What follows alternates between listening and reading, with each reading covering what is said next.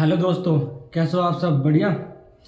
कल हमारी वीडियो नहीं आ पाई, उसका एक सबसे बड़ा मुख्य कारण ये था कि कल क्या हुआ।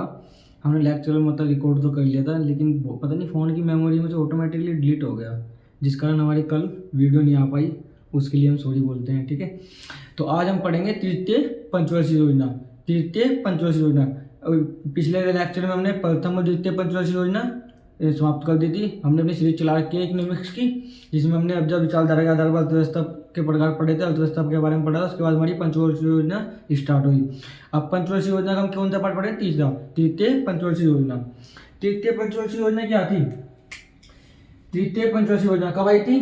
तीसरी पंचवर्षीय योजना कब आई थी? 1961 से 1966।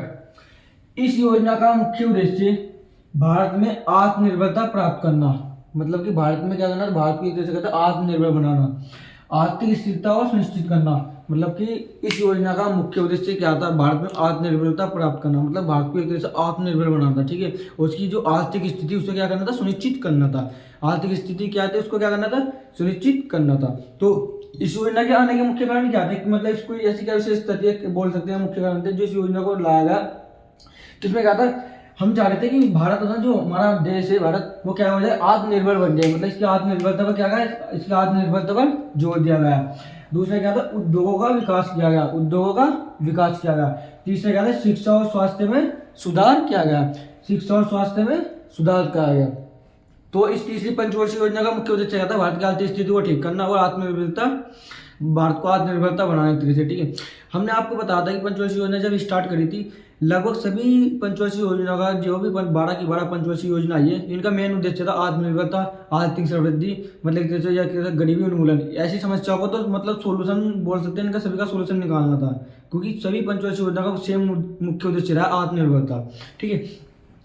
तो इसमें बताया कि आर्थिक स्थिरता और दूसरा बोला आत्मनिर्भरता प्राप्त करना। आत्मनिर्भरता कैसे कर सकते हैं? मतलब भारत आत्मनिर्भर कैसे बन सकता था? मतलब कि भारत को ऐसे उद्योगों की स्थापना करनी थी जिससे भारत निर्यात और आयात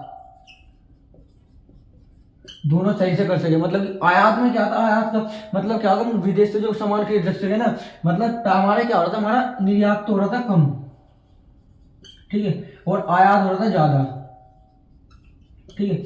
इस स्थिति में क्या हुआ? जब आयात ज्यादा हो रहा है, निर्यात कम हो रहा है, तो विदेशी मुद्रा कम होने लगी। विदेशी मुद्रा कहने लगे, विदेशी मुद्रा का संकट आने लगा, ठीक है। विदेशी मुद्रा का संकट जो भी बोल सकते हैं आने लगा, ठीक है। तो इस स्थिति का समाधान करने के लिए क्या गया? भारत को आत्मनिर्भर बनाना था। मतलब हम कह सकते हैं भारत का आयात कम हो, निर्यात अधिक हो, आयात कम हो, निर्यात अधिक हो। तो इसके लिए क्या गया? उद्योगों की स्थापना की गई, उद्योगों की स्थापना की गई। इसमें क्या है ना, उद्योगों का विकास। तो उद्योगों का विकास क्या गया? भारी उद्योग, भारी उद्योगों की स्थापना, ठीक है। और उसमें शिक्षा और स्वास्थ्य पर सुधार किया गया। शिक्षा और स्वास्थ्य में कैसे सुधार किया गया? मेडिकल कॉलेज खोल दिए गए। और जैसे शिक्षा में कैसे? मेडिकल जैसे एम्स हो गए, और शिक्षा में बोलते IIT कॉलेज खोल दिए गए, ठीक है। और स्वास्थ्य और शिक्षा में इसका सुधार किया गया, ठीक है। अब ये बताओ, जो अभी IIT रुड़की, IIT बॉम्बे जैसे कॉलेज है, अभी DKS एम्स वगैरह होगा, दिल्ली एम्स वगैरह होगा, ऐसे ऐसे कॉलेज क्या किस लिए खोले थे? शिक्षा और स्वास्थ्य में विस्तार होगा, अच्छी से अच्छी एजुकेशन मिल सके। तो इन कॉलेजों की, ऐसे ऐसे कॉलेजों की स्थापना कुछ मतलब कुछ की और की थी, कुछ और की गई। मतलब इनमें और बढ़ावा दिया गया कि मतलब 2 कॉलेज है तो 4 कर दिया जाए, 4 कॉलेज है तो 8 कर दिया जाए, ठीक है। अब इसमें देखते हैं, जो हमारी जो तीसरी पंचवर्षीय योजना थी ना, मतलब ये तीसरी पंचवर्षीय योजना हमारी चली तो, लेकिन ये क्या विफल हो गई। मतलब कंप्लीट रूप से जो 5 साल की योजना बनाई गई थी, 5 साल की रणनीति बनाई गई थी, 5 साल तक नहीं चली। ये योजना क्या होती है? 1966 में जाके विफल हो जाती है। 1966 में जाके क्या हो जाती है? विफल। मतलब कि अपने लक्ष्य प्राप्त नहीं कर पाती, अपना लक्ष्य क्या है? विफल हो जाती है, मतलब अपना लक्ष्य प्राप्त नहीं कर पाती है। तो इसके विफल होने के कारण क्या थे? तृतीय जो हमारी तीसरी पंचवर्षीय योजना थी, इसके विफल होने के कारण क्या थे? पहला कारण था 1961 में चीन और भारत का युद्ध, ठीक है। 1961 में क्या था? भारत और चीन में युद्ध हो गया, ठीक है। दूसरा था 1965। 1965 में क्या होता है? पाकिस्तान और भारत युद्ध, पाकिस्तान भारत युद्ध। और इसी बात क्या हुआ? 1965 और 66 के मध्य भीषण सूखा पड़ा था, मतलब कि ऐसी अकाल पड़ा था, बोल सकते हैं हम, ऐसी ग्लोबलाइजेशन में कहते हैं, मतलब ऐसी गर्मी आई थी, मतलब कैसे पड़ा भीषण सूखा। इस भीषण सूखे का ना भारत की कृषि पर इतना इफेक्ट पड़ा है कि किसानों को ना तो लगान की वसूली हुई जो उन्होंने लगान लगाया था, मतलब इतना जितना भी उन्होंने अपना एक तो इन्वेस्ट करता अपने खेत में करता, कुछ नहीं मिला। एक तो भीषण सूखा पड़ा, खड़े खड़े पेड़ सूखने लगे थे, ठीक है। तो इन जो ये योजना विफल हुई थी, इनका मुख्य कारण क्या था? 1967 में चीन और भारत का युद्ध हो गया था। 1965 में पाकिस्तान ने फिर पाकिस्तान ने भी मौके का फायदा उठाया। एक तो भारत की आर्थिक स्थिति इस युद्ध के कारण डगमगा गई थी, इसके बाद पाकिस्तान ने 1965 में पीछे से हमला कर दिया। उसके बाद 1965 और 66 में क्या हुआ? बीज सूखा पड़ा। और एक सबसे मेन इंपॉर्टेंट पॉइंट है इस योजना का, सबसे मेन इंपॉर्टेंट पॉइंट है जो 1966 में 1961 से 1966 हमारी तीसरी पंचवर्षीय योजना चली। तो 66 के बाद हमारी कौन सी आनी थी? चौथी पंचवर्षीय योजना। तो चौथी पंचवर्षीय योजना से आने से पहले क्या हुआ? ये विफल क्यों हुई थी? 3 कारण तो ये हो गए। एक ये होता जो हमारे प्रधानमंत्री थे,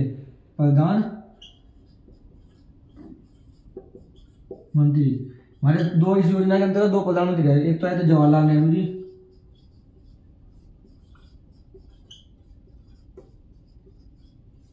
और एक आए थे, दूसरे कौन आए थे?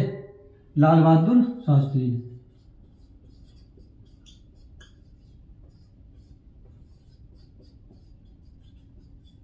तो जो हमारे ये 2 प्रधानमंत्री थे इनकी क्या हो गई थी? मृत्यु हो गई थी। मतलब कि इस योजना आने से पहले 1966 की, सॉरी 1966 के बाद जो हमारी योजना आनी थी, चौथी योजना आनी थी 1966 में के बाद आनी थी। मतलब 1966 से कब चलती? 1971 चलती।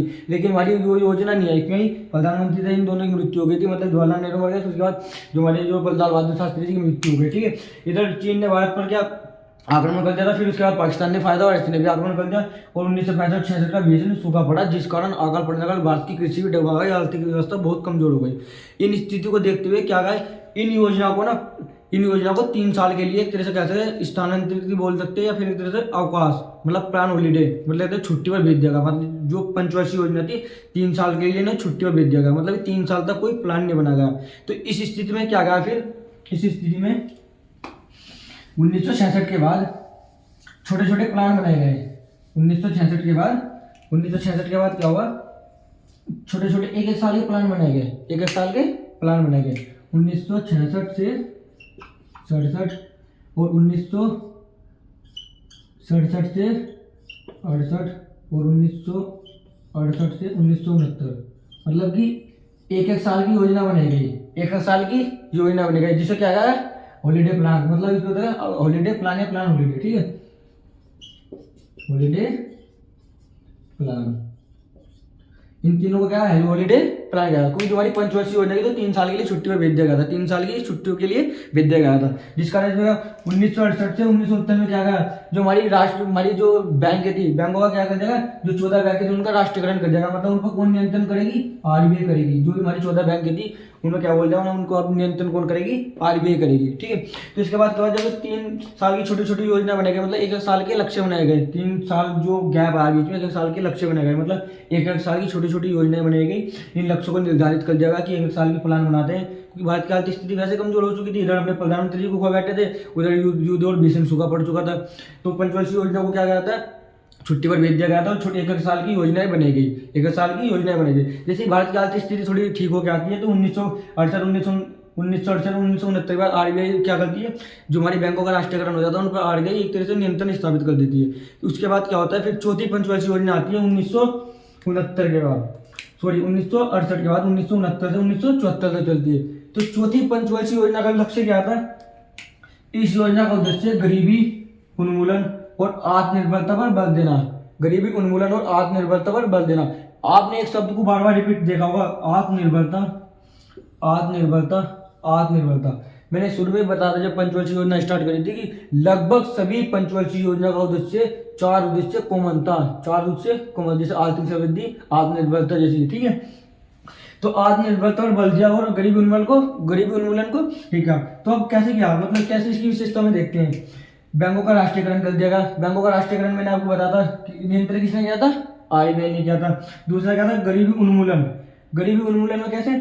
जो मतलब नीचे लोग थे, मतलब कैसे? गरीब लोग थे, उनको क्या ऊंचा उठाया गया, ऊंचा उठाना।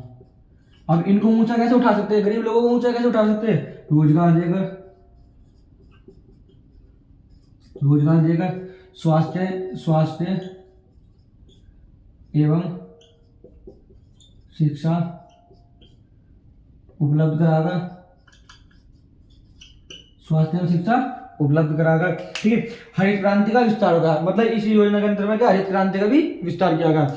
और एक आता है प्राविपर्श उन्मूलन। प्राविपर्श उन्मूलन मतलब इसका मतलब क्या होता है, इसका मतलब ये था जो हमारी इस चौथी योजना, चौथी पंचवर्षीय योजना काल में क्या हमारी जो प्रधानमंत्री आती है इंदिरा गांधी आती है। कौन आती है, इंदिरा गांधी आती है। तो इसमें क्या होता है कि जो प्राविपर्श उन्मूलन किया गया था, इसमें क्या होता है जो राजा थे, पहले क्या होता है राजा लोग होते थे, उनका मतलब एक तरह से राज्य स्थापित होता था, ठीक है। कोई बहुत से राजा रहे, मतलब बड़े बड़े पहले बहुत राजा रहे, तो कुछ राजा बचे थे, मतलब उन्हें बोल जाए ये ऐसा करो तुम अपना स्टेट एक तरह से या अपना एरिया हमें दे दो, मतलब गवर्नमेंट को दे दो, आपके पास जितनी भी जमींदारी है, जमींदारी जितनी भी जमींदारी है या तरह के जितने भी उद्योग है आपके पास, उद्योग है, इन सबको हमें दे दो, हम इन पर नियंत्रण करेंगे, ठीक है। और आपको हम क्या दें, वीआईपी की तरह ट्रीटमेंट करेंगे, जैसे कह सकते हैं वीआईपी की तरह सुविधाएं देंगे, कि मतलब कि तुम्हें टाइम पर पैसा देंगे, जितनी आपको भत्ता चाहिए इतना मिलेगा, ठीक है। सुविधा बेस्ट सुविधाएं, अच्छी से अच्छी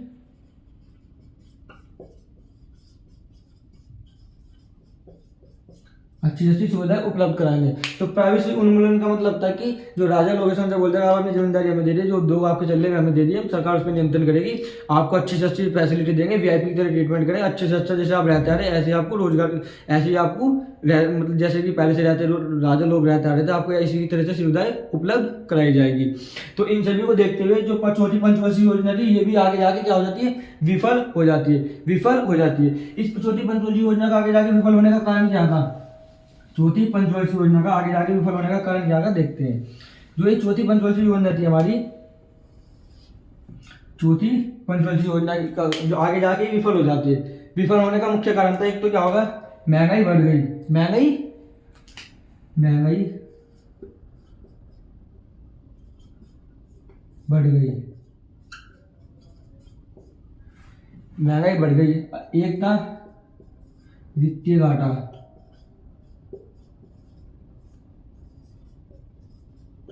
वित्तीय घाटा। और तीसरा था 1975, याद करो 1975 में क्या हुआ था, जब भारत में पूर्वी पाकिस्तानी से अत्याचार करता था, जब बांग्लादेश आज का जो बांग्लादेश है, तो भारत पाकिस्तान युद्ध। तो ये चौथी पंचवर्षीय योजना भी आगे जाके विफल हो जाती है। क्यों हो जाती है, वित्तीय घाटा बढ़ गया था, महंगाई बढ़ गई थी, ऊपर से पाकिस्तान के साथ दोबारा से युद्ध हो गया था, ठीक है। तो हम दोनों की दोनों योजनाएं हमने विस्तार से आज पढ़ी, इनकी विशेषताएं देखी, इनके विफल होने के कारण देखे, विफल होने के कारण देखे। एक बार और रिपीट कर देते हैं, हमारी जो तीसरी पंचवर्षीय योजना क्या थी, इसका मुख्य उद्देश्य था, सभी पंचवर्षीय योजना का मुख्य उद्देश्य कॉमन है, मतलब 2-4 मुख्य उद्देश्य थे, इनके कॉमन है, ठीक है। आर्थिक स्थिरता सुनिश्चित करना और आत्मनिर्भरता बनाना। और चौथी पंचवर्षीय योजना का उद्देश्य क्या था, गरीबी उन्मूलन और आत्मनिर्भरता भारत का निर्माण करना, आत्मनिर्भरता बबल बल देना एक हम बोल सकते हैं। दोनों के विफल होने के कारण क्या थे, इसका भी जो तीसरी पंचवर्षीय योजना का विफल होने का कारण था 1961 में चीन और भारत का युद्ध हुआ, फिर 1965 में भारत और पाकिस्तान का युद्ध हुआ, फिर 1965 और 1966 में भीषण सूखा पड़ा, मतलब एक तरह से कृषि के क्षेत्र में भीषण सूखा पड़ा था, ठीक है। और इस योजना विफल होने का कारण क्या था, महंगाई बढ़ गई थी, वित्तीय संकट आ गया था, वित्तीय घाटा होने लगा था, ठीक है। और 1975 में भारत पाकिस्तान का फिर से दोबारा से युद्ध हो गया था, तो अगली जो पंचवर्षीय योजना हमारी आएगी कौन सी, पांचवी पंचवर्षीय योजना आएगी, जिसको हम कल पढ़ेंगे। आज के लिए इतना ही, मिलते हैं नेक्स्ट वीडियो में, धन्यवाद।